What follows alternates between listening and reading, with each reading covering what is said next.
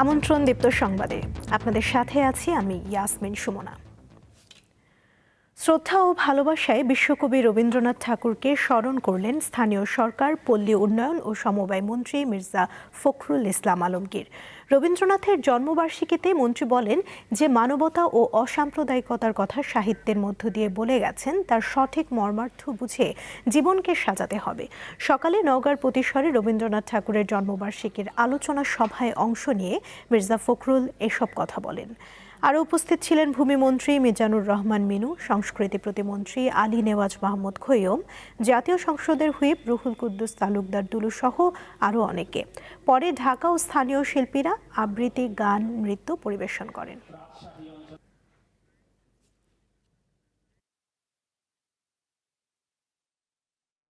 যে একটা হতাশাবাদী গোষ্ঠী আছে, তারা সারাক্ষণ হতাশ হয়ে যায় এবং তারা বিভিন্নভাবে এই সমাজকে আবার আপনার অস্থির করে রাখতে চায়।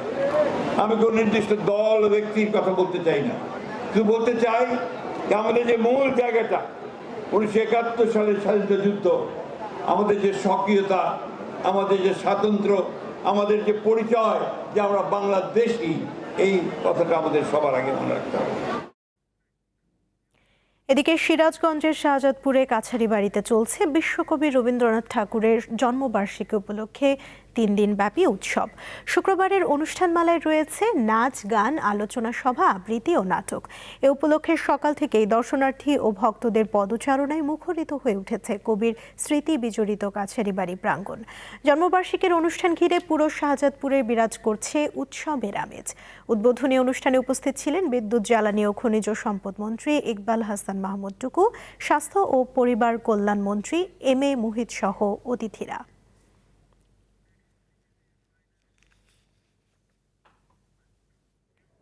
অপরিশোধিত তেল নিশ্চিত হওয়ায় 3 সপ্তাহের বেশি সময় বন্ধ থাকার পর পুরোপুরি সচল হয়েছে রাষ্ট্রায়ত্ত তেল শোধনাগার প্রতিষ্ঠান চট্টগ্রামের ইস্টার্ন রিফাইনারি। শুক্রবার সকাল 8টা থেকে শোধনাগারটির উৎপাদন প্রক্রিয়া পুনরায় শুরু হয়, তবে পুরো প্রক্রিয়া সম্পন্ন হতে কয়েক ঘন্টা পর্যন্ত সময় লাগে।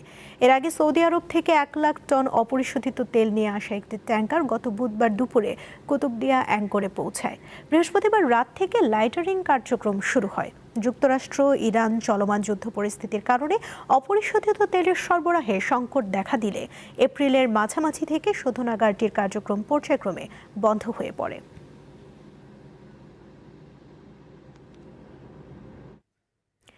রাজধানীতে প্রথমবারের মতো 2 দিন ব্যাপী বাংলাদেশ জার্নালিজম কনফারেন্স শুরু হয়েছে। এতে যুক্তরাষ্ট্র, যুক্তরাজ্য, কানাডা ও পর্তুগাল সহ অন্তত 10টি দেশের প্রায় 550 সাংবাদিক ও গণমাধ্যম বিশেষজ্ঞ অংশ নিচ্ছেন। Media research development initiative MRDI এর 25 বছর পূর্তি উপলক্ষে এই সম্মেলনের আয়োজন করা হয়েছে।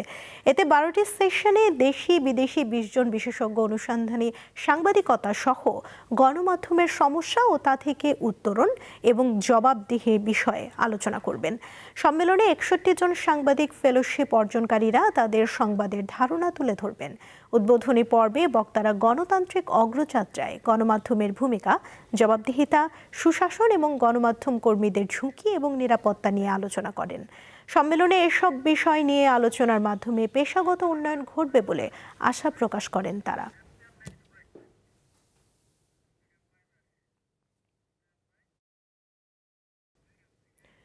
কুরবানি ঈদকে সামনে রেখে পশু লালন পালনে ব্যস্ত সময় পার করছেন বরিশালের খামারিরা। চাহিদার বিপরীতে পর্যাপ্ত মজুদ থাকলেও গোখাদ্য, জ্বালানি তেলের মূল্য বৃদ্ধি ও পরিবহন ভাড়া বৃদ্ধির প্রভাব কুরবানির বাজারে পড়বে বলে মনে করেন সংশ্লিষ্টরা। 10 উপজেলায় ছোট বড় খামারের পাশাপাশি প্রত্যন্ত অঞ্চলেও চলে পশুপালন। তাদের মূল লক্ষ্য কোরবানির ঈদকে ঘিরে ভালো লাভ করা। প্রতি বছর 2-4টি গরু শখের চুলায় পালি। এই 5টা গরুর আমার মনে হয় মাসে 25,000 টাকার উপরে বিট আর বসি খাওয়াই। তবে বিদ্যুৎ সংকটে খামার পরিচালনায় সমস্যা হচ্ছে বলে অভিযোগ উদ্যোক্তাদের। পাশাপাশি জ্বালানি তেল ও পরিবহন ভাড়া বৃদ্ধির প্রভাব কোরবানির পশুর দামের ক্ষেত্রে পড়বে বলে মনে করেন খামারিরা। খাবারের যে দাম নিয়ত করছি যে পালন করিয়া ভালো দামে বিক্রি করবো। সকাল বিকাল খাবার দেই, দুপুরে আবার গরু গোসল দেই, গরুর রোগ বেলা যেন না হয় এগুলো দেখাশোনা করি। স্টেরয়েড মানে কোনো হরমোন জাতীয় এগুলো কোনো ইউজ করি না।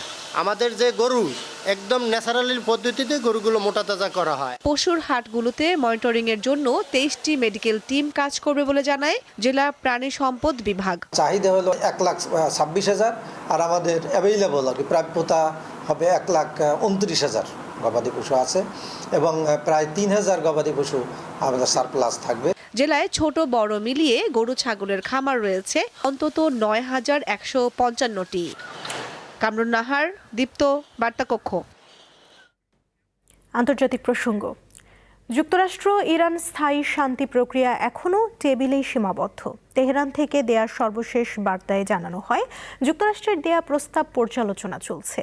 এরই মধ্যেই আবার নিজ জলসীমায় একটি তেলবাহী ট্যাঙ্কারে হামলার জবাবে যুক্তরাষ্ট্রের যুদ্ধজাহাজে পাল্টা হামলা চালানোর দাবি করেছে ইরানের সামরিক বাহিনী। বার্তা সংস্থা রয়টার্স জানায়, আঞ্চলিক কিছু দেশের সহযোগিতায় ইরানের বেশ কিছু বেসামরিক এলাকায় যুক্তরাষ্ট্র বিমান হামলা চালিয়েছে। কেশম দ্বীপ, বন্দর আব্বাস, মিনাব শহর ও দেশটির হরমুজগান প্রদেশের সিরিক শহরে হামলা চালানোর অভিযোগ ইরানের। এসব হামলাকে কেবল মৃদু টোকা হিসেবে অভিহিত করেছেন যুক্তরাষ্ট্রের প্রেসিডেন্ট ডোনাল্ড ট্রাম্প। তবে ট্রাম্প দাবি করেন যুদ্ধবিরতি এখনও বহাল রয়েছে। এবিসি নিউজকে দেয়া এক সাক্ষাৎকারে তিনি এসব মন্তব্য করেন।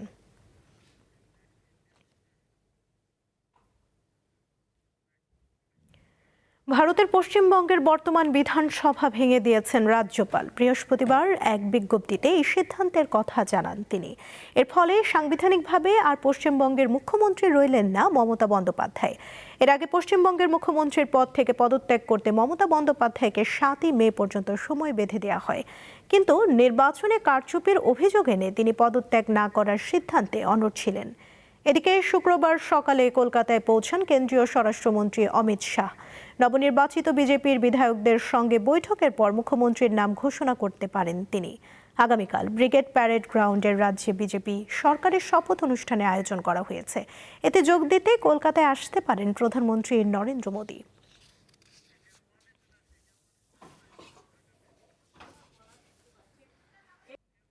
এই ছিল এখনকার মতো। পরবর্তী সংবাদ বিকেল 5টায় দেখার আমন্ত্রণ রইল। এছাড়া আরও তথ্য পেতে যুক্ত থাকুন দীপ্ত ডিজিটাল প্ল্যাটফর্মের সাথে। ধন্যবাদ সবাইকে।